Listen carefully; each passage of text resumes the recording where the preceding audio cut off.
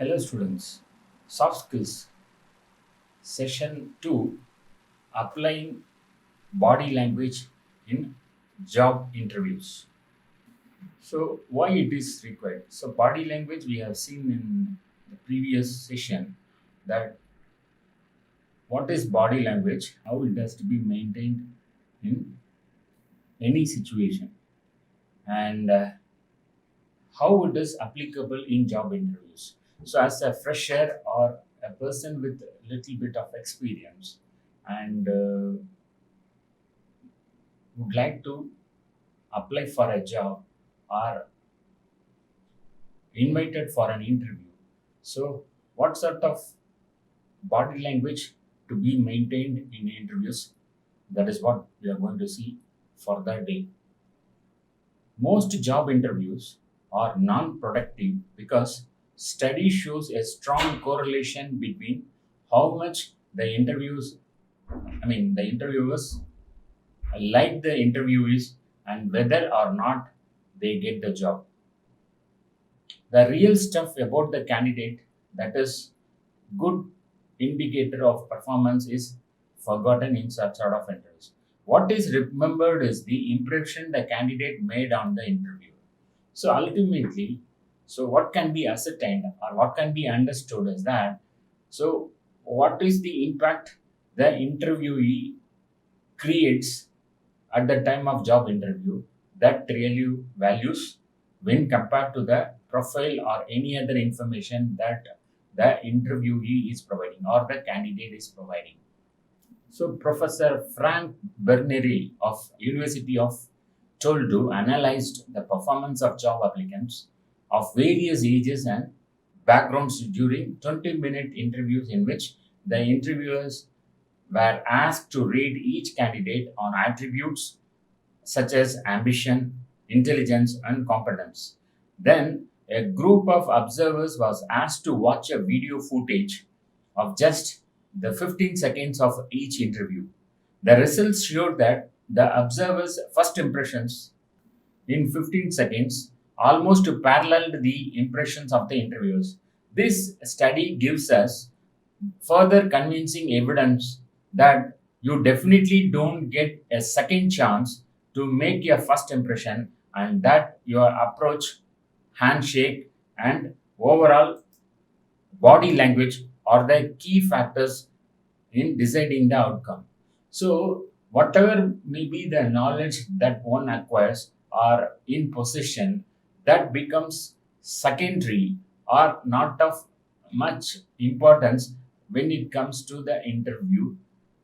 Or we can say that the body language is given more importance than the qualification or the experience that one possesses. So, equal weightage is given for body language. So, where it starts from how do you get into the hall till the interview is getting over. So, each and every part of the interview or the interviewing session is being taken into consideration as far as an interview is concerned. So, let us try to go through in detail. So first, let us get into the curriculum vitae or the resume. So where we are trying to identify the strengths, weaknesses, and the quality a candidate possesses. Most of the factual information that comes from the curriculum vitae, the real stuff about the candidate that is a good indicator of performance is forgotten. So whatever may be the information provided in the profile, whether it is a one-page resume or profile which goes to pages, so that gets forgotten when it comes to a personal interview. And as said, the body language is the one which is in the mind of people, right from a gesture, whether walking into the hall or the sitting posture, or how the handshake is being done, or any other movement that is taking place within the arena. So, what is remembered is the impression the candidate made on the interviewer. So, most important thing is what is that is created as an impression by the candidate at the time of interview. As said, each and every movement of the candidate, including how the questions are being answered and how the gesture is being displayed, or the appearance in front of the interviewers, so really makes an impression, and that is part of the outcome of an interview.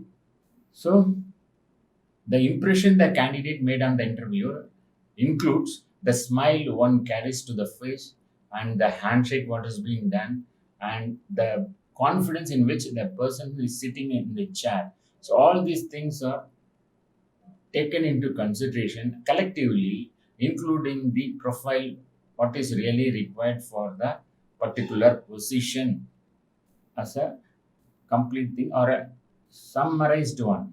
And as per Frank Bennery's analysis or study, the performance of job applicants of various ages and backgrounds during 20-minute interviews, in which the interviewers were asked to rate each candidate on attributes such as ambition, intelligence, and competence. So it was almost parallel to the people who have interviewed. See, when observers were asked to do an analysis of an interview where n number of candidates have been interviewed and being videographed, and the observers were asked to look at the video or watch the video, and were asked to give the opinion in that. So hardly a 15-second footage which were witnessed by the observers have given a report or a feedback saying that it was equivalent to the observation of the interviewers who have conducted the interview. So it is almost parallel, and there is no big variation as per the study which Professor Frank Bernery has carried out. And also, the further study gives us a convincing evidence that you definitely don't get a second chance to make a first impression, and that your approach, handshake, and overall body language are the key factors in deciding the outcome. So, how the interviewee is behaving, or how he is able to express himself or herself, is taken into consideration while an interview goes on. So, right from entering into the hall till the person leaves the hall, so each and every movement of the candidate is being observed, and it is being marked. So, each and every movement is being scored. So, the total score that is being evaluated or calculated based on these things, that eventually determines the selection of a candidate. So assume that the job interview is at 10 a.m. and you are going to an interview and you want to make the best first impression. So that's the most important thing. So if the interview is going to be at 10 a.m., it's better to be on time as far as the interview is concerned. And in certain cases, it is always better that a 10-minute or 15-minute advancement will be of more advantage, as the person can understand or can relax for few minutes and need not be in a hasty mood. So before the interviewer calls for the interview. So being advanced to the interview venue or the premises is not a sin, or it is not a mistake, and it is acceptable. But to what extent? So being there at least 10 to 15 minutes before, as said, can make a person to get relaxed or be comfortable before entering into the interview hall. And the next thing is, at least some sort of observation can be done as far as what sort of ambience is there, and whether it is a interview hall or the interview is in an open hall, etc., can be determined if the person is reaching the hall at least 10 or 15 minutes before the interview. And the next thing is, the number of people that have been called for the interview also be part of the understanding.